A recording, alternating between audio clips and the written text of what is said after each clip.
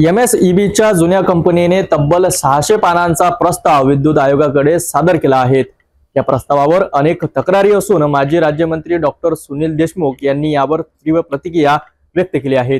शेतकऱ्यांच्या मुद्द्यांवरही सरकार अपयशी, सोयाबीनला गेल्या 8 वर्षात सर्वात कमी दर मिळाल्याने शेतकऱ्यांच्या आत्महत्या वाढल्यात, याला प्रशासन जबाबदार असल्याचे डॉक्टर सुनील देशमुख यांनी सिटी न्यूजशी बोलताना सांगितले। वीज वितरणची दरवाढ ही दिवसेंदिवस वाढतच चाललेली आहे, परंतु यावर आवाज उचलणार तरी कोणी? सामान्य ग्राहक त्याला येणारा दिनांक 30 तारखेला बिल, महिन्याचा बिल त्याला न भरले तर त्याची वीज कापल्या जाते, म्हणून तो सुद्धा भीतीपोटी पहिलेच महावितरणचं बिल भरून देते। परंतु वीज दरवाढीच्या विरोधामध्ये या अमरावतीचे माजी पालकमंत्री आणि माजी ऊर्जा मंत्री डॉक्टर सुनील देशमुख यांनी आवाज उचलला आहे। नुकत्याच वीज आयोग इथे आले होते, तिथे त्यांनी तक्रार नमूद केली आणि वीज दरवाढीला सुद्धा विरोध केलेला आहे। कशा प्रकारे ग्राहकांची फसवणूक होऊन कशी त्यांची महावितरण कंपनी लूट करत आहे ते आपण जाणून घेऊया। आपल्यासोबत डॉक्टर सुनील देशमुख आहेत। सर, काय म्हणणार की एकूणच आपण स्वतः अभ्यास केला या दरवाढीच्या विषयामध्ये, काय हा विषय नेमका सामान्य जनतेपर्यंत पोहोचायला पाहिजे? MSEDCL म्हणजे MSEB ची जी जुनी कंपनी होती त्याच्यामध्ये जी महाराष्ट्र राज्य वितरण व्यवस्था ज्याच्याकडे आहे त्यांनी 1 एप्रिल पासून दरवाढीचा एक प्रस्ताव महाराष्ट्र राज्य विद्युत नियामक मंडळाकडे किंवा आयोगाकडे सादर केला आहे आणि तो इतका गंभीर आहे। 600 पानाचा प्रस्ताव आहे। आता तुम्ही सांगा, सर्वसाधारण माणूस 600 पानाचा प्रस्ताव केव्हा वाचेल, कसा त्याच्यातले टेक्निकल बाबी समजून घेईल? आणि या प्रस्तावामध्ये काही गोष्टी तर इतक्या, तसंच आपल्याला माहित आहे की महाराष्ट्रात वीज ही देशामध्ये सगळ्यात महाग आहे। म्हणजे ती औद्योगिक वीज असो, घरगुती वीज असो की कोणतीही वीज असो, हे असताना पुन्हा त्याच्यामध्ये दरवाढ करायची। आणि सर्वात महत्वाची म्हणजे एके ठिकाणी माननीय पंतप्रधान हे सूर्यघर योजना लागू करत आहे। म्हणजे 300 युनिट पर्यंत सगळ्यांना स्वस्त वीज मिळेल, फुकट वीज मिळेल आणि त्याच्याशी सोलर प्लॅन्ट त्यांनी आपल्या घरावर लावावा, 300 पर्यंत यूज त्यांनी वापरावा आणि बाकी यांना द्यावा, आपल्या MSEB ला द्यावा किंवा मंडळाला द्यावा, हा त्यांचा प्रस्ताव। आता यांनी जो हा प्रस्ताव निर्माण केलेला आहे, प्रस्ताव जो मांडला तो इतका भयानक आहे की याला उभा छेद देणार आहे। यांचं असं म्हणणं आहे की याच्यामधून जी वीज निर्माण होईल ज्या सोलर मधून, ती वीज फक्त सकाळी 9 ते 5 एवढाच वेळ वापरता येणार आहे। आता आपण विचार करा की कोणत्याही घरात वीज ही रात्री वापरल्या जाते, कारण की तो माणूस व्यवसायासाठी, नोकरीसाठी, शाळेसाठी, मुलं वगैरे सगळे घराच्या बाहेर राहतात। यांचं असं म्हणणं आहे तुमच्या म्हणजे सोलर पासून 3 रुपया दराने ही वीज घ्यायची, यांना द्यायची आणि यांची 13 रुपये पर युनिटची वीज रात्री वापरायची।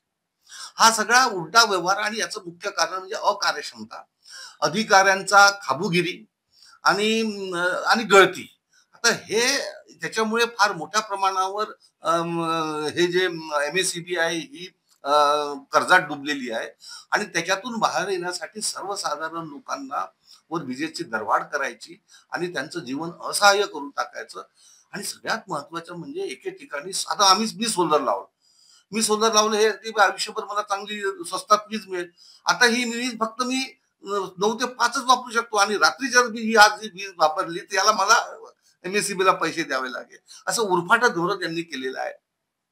नंतर दुसरं टेलिस्कोपिक बिलिंग म्हणजे अजून एक मोठं त्यांचं आहे की समजा माझ्या सोलर मध्ये 300 युनिट निर्माण होतात, मी 350 युनिट वापरले तर हे वरचे जे 50 युनिट जे आहे ते मला 0 ते 100 या स्वस्त दराच्या स्लॅबमध्ये मी आतापर्यंत त्याची बिलिंग व्हायचं। आता तसं नाही, आता त्यांचं म्हणणं आहे तुम्ही जरी 50 युनिट वापरलं असेल तर तुम्ही 350 युनिटच्या स्लॅबमध्ये जाल, म्हणजे हायर स्लॅबमध्ये जाल। म्हणजे 50 युनिट वापरून सुद्धा मला जो बिलिंग लागेल तो 13 रुपयाचा लागेल।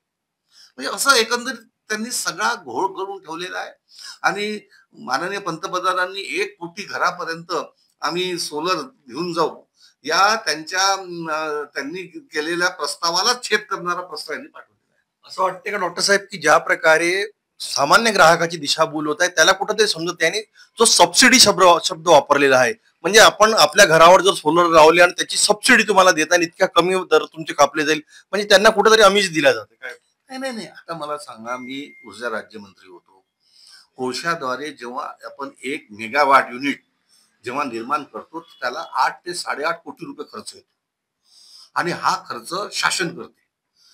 याच्यामध्ये सोलरमध्ये 1 मेगावॅट युनिट निर्माण करायला 5-5.5 कोटी रुपये खर्च होतो. अरे तो ग्राहक करून द्यायला, मी करून द्यायला, तुम्ही करून द्यायला, सगळे. म्हणजे जो खर्च शासनाने करायचा होता तो खर्च तो ग्राहक स्वतःच्या पैशातून करून द्यायला, तुम्हाला 3 रुपये युनिटची वीज तुम्ही त्याच्याकडनं विकत घेऊन राहिले आणि त्याला तुम्ही 13 रुपये युनिटची वीज पुन्हा देऊन राहिले. त्याच्यामुळे मला असं वाटतं की हा मोठा घोळ आहे आणि अकार्यक्षमपणा, गळती, खाबुगिरी, भ्रष्टाचार याचा एक विभाग म्हणजे हा एमएससीबी विभाग आहे. मी सांगतो, येणाऱ्या काळामध्ये इथून जर उद्योग उद्योग जर निघून गेले तर याची पूर्ण जबाबदारी या विभागावर राहील. आपण जेव्हा वीज आयोगाकडे ही जी तक्रार मांडली, हे जेव्हा मांडली आणि तेव्हा या गोष्टी मीडियाच्या माध्यमातून प्रकाशात आल्या, याला कुठेतरी थांबता येईल का? याच्यामध्ये सामान्य जनतेने सुद्धा आता कुठेतरी रस्त्यावर उतरण्याची तयारी त्यांची. असं आहे की जोपर्यंत लोकांचं हे आंदोलन होणार नाही आणि सर्वसामान्य जनता जेव्हा याच्या विरोधात जेव्हा उतरणार नाही, तोपर्यंत हे तर दडपून नेणार आहे.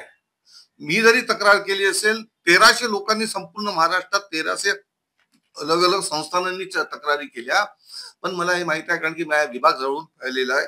हे सगळे दडपून नेतील, जबरदस्ती लोकांच्या माथी मारतील आणि पुन्हा त्यांची खाबुगिरी चालत राहील. म्हणून मला असं वाटतं की सर्व लोकांनी रस्त्यावर उतरून याला विरोध केला पाहिजे आणि वेळ प्रसंगी घेराव करून सुद्धा यांना वठणीवर आणलं पाहिजे. हे जे नवीन जे वीजचे जे बिले आहेत, नवीन जे मीटर्स लागण्याचे जे धोरण आहे, ते त्याला ते कुठंतरी थांबायला हवं. ते स्मार्ट मीटर आहे. आता मला सांगा, हे इतके शहाणे आहेत की आता जे सोलर ते करणार आहेत, याच्यामध्ये त्यांचा पहिला हे आहे की त्यांनी स्मार्ट मीटर लावून घ्यावं. म्हणजे जे स्मार्ट मीटर आम्ही जबरदस्ती करणार नाही अशी म्हणणारे शासन आज स्मार्ट मीटर लावण्यासाठी मी जबाबदारी सांगतो की जबरदस्ती ग्राहकावर करून राहिली आहे. एकंदरीत्या मी सांगतो की आजच महाराष्ट्राची वीज सगळ्या देशात महाग असताना सुद्धा यांनी ही वीजची दरवाढ करणं हे यांच्या अंगाशी येणार आहे. महाराष्ट्रातले सगळ्या उद्योग, सगळे व्यवसाय हे हळूहळू शिफ्ट होणार आहे. मला तरी असं वाटतं की जेव्हा या मतदारसंघामध्ये संपूर्ण अमरावती जिल्ह्याचे आपण गोष्ट करू, माजी पालकमंत्री होते स्वर्गीय विनायकदादा कोरडे, त्यानंतर माजी पालकमंत्री राहिल्या वसुधाताई देशमुख, त्यानंतर स्वतः आपण पालकमंत्री झाले अमरावतीवरून, त्यानंतर इथे पालकमंत्री यशोमतीताई झाल्यानंतर इथे इथे पालकमंत्रीच नाही भेटला, बाहेरून आयात करण्यात आली. यावर काय? खरी गोष्ट असं आहे की जिल्ह्यातला जर तो व्यक्ती जर पालकमंत्री असतात तर त्या जिल्ह्याबद्दल प्रेम असते, आस्था असते. जिल्ह्यातले जे प्रस्ताव आहे, प्रकल्प आहे ते तडीस देण्यासाठी तो परिश्रम घेतो. बाहेरून आलेल्या मंत्र्याला काही घेणं देणं नसतं. येतो, आपला झेंडावंदन करतो, 15 ऑगस्ट 26 जानेवारीला असं थातूर मातूर लोकांना भेटतो, निघून जातो. त्याला काय घेणं देणं आहे? त्याचा ना मतदारसंघ असतो ना जिल्हा असतो. त्याच्यामुळे हे चुकीचं मला वाटतं हे आहे. त्या जिल्ह्यातल्या लोकांनाच पालकमंत्री बनवलं पाहिजे, जेणेकरून तो गांभीर्याने त्या जिल्ह्याचा विकासासाठी प्रयत्न करू शकतो. शेवटचा प्रश्न डॉक्टर साहेब, शेतकऱ्यांना खऱ्या अर्थाने शेतीमालाला भाव मिळत नाही, सरकारने जे म्हटलं होतं आणि आज जी स्थिती आहे त्यावर काय म्हणलं? मी आजच पेपरला वाचलं की 8 वर्षामध्ये सर्वात कमी भाव सोयाबीनला आज मिळाली. एके ठिकाणी तुम्ही 4 वर्षामध्ये शेतकऱ्याचं उत्पन्न दुप्पट करणार म्हणून ज्या माननीय पंतप्रधानांनी घोषणा केली होती आणि त्या अनुषंगाने वारेमाप स्वतःची स्तुती करून घेतली होती, आज सोयाबीन 8 वर्षामधल्या सर्वात कमी भावावर शेतकऱ्यांचा आहे. शेतकरी बेचोधडीला लागलेले आहे. खताच्या आणि बियाण्याच्या किमती अपारावर वाढल्या आहे. माणूस 50 आणि 100 रुपये रोजाना तो 300-400 रुपये रोजानी आहे. म्हणजे शेती हा न परवडणारा व्यवसाय होणार आहे. येणाऱ्या काळामध्ये समजा शेतकऱ्यांनी आत्महत्या केल्या तर मला नवल वाटणार नाही आणि याच्यासाठी हे नाकर्त शासन जबाबदार आहे असं मला प्रामाणिकपणे वाटतं. एक शेवटचा प्रश्न, जो बजेट झालेला आहे देशाचा आणि राज्याचाही जे सुरू आहे आता विधानसभेमध्ये, यावर काय? हे बजेट कोणाचं आहे? हे का सर्वसामान्य लोकांचं बजेट आहे का? मला तुम्ही सांगा. मला तर मी तर या महाराष्ट्राचा अर्थ राज्यमंत्री सुद्धा राहिलेलो आहे. त्यामुळे मी बजेटचं म्हणजे तुम्हाला थोडक्यात उदाहरण सांगतो की आपल्या महाराष्ट्रामध्ये 68% लोक ह्या शेती व्यवसायाशी निगडित आहे किंवा शेती व्यवसाय अर्थव्यवस्थेवर ते अवलंबून आहे. महाराष्ट्राच्या बजेटमध्ये या 68% लोकांसाठी 36,000 कोटीचं प्रावधान केलं आणि एकट्या लाडकी बहिणीसाठी 46,000 कोटीचं प्रावधान केलं. तुम्ही विचार करा, 2, 2.5, 3 कोटी बहिणीसाठी त्यांना मिळत असेल तर आम्हाला आनंद आहे.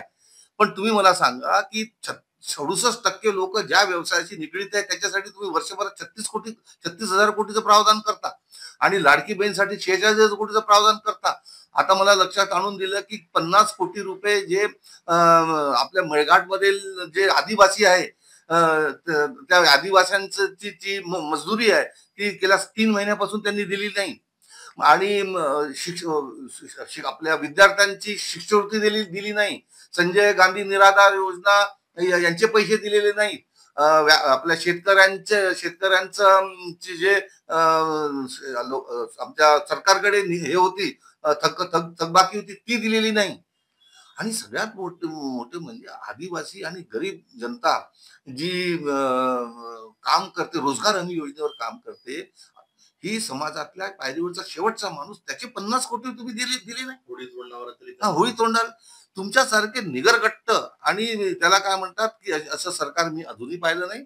मला वाटते येणाऱ्या काळामध्ये मोठा उठाव या सरकारच्या विरोधात होणार आहे, कारण की गरीबाला हाल करणारे, गरिबांना कष्ट देणारे हे शासन हे सर्वसामान्य जनतेचं शासन राहू शकत नाही. एकूणच आपल्यासोबत होते माजी पालकमंत्री, ऊर्जा मंत्री डॉक्टर सुनील देशमुख. त्यांनी महावितरणची जी कार्यप्रणाली आहे ती आज सर्वसामान्य जनतेच्या पर्यंत पोहोचण्यासाठी आपली प्रतिक्रिया सुप्रीमला देत सांगितले कशी ग्राहकाची फसवणूक होणार आहे. 13 रुपये युनिटची वीज ग्राहकाला वापरावी लागणार आणि 3 रुपये दराची वीज ही ग्राहकाकडून सरकार घेत आहे. यावर कुठेतरी आता ग्राहकांनी जागरूक होणे गरजेचे आहे, रस्त्यावर उतरणे गरजेचे आहे. आणि हे सरकार हा शेतकऱ्याचं, सामान्य जनतेचं, शेतमजुराचं सरकार नसून हा सरकार येणाऱ्या काळामध्ये कुठेतरी पळणार या प्रकारचे संकेत सुद्धा डॉक्टर देशमुख यांनी दिले आहे. एमएसईबीच्या जुन्या कंपनीने 1 एप्रिल पासून लागू होण्यासाठी 600 पानांचा प्रस्ताव विद्युत आयोगाकडे सादर केला. पंतप्रधान सूर्यघर मोफत सोलर पॅनल योजनावरही माजी मंत्री सुनील देशमुख यांनी नाराजी व्यक्त केली. तर वीज दरवाढ, स्मार्ट मीटर आणि शेतकऱ्यांच्या प्रश्नावरूनही माजी मंत्री सुनील देशमुख यांनी सरकारवर टीकेची झोड उठवली आहेत. आता सरकार यावर काय भूमिका घेते हे पाहणं महत्त्वाचं ठरेल.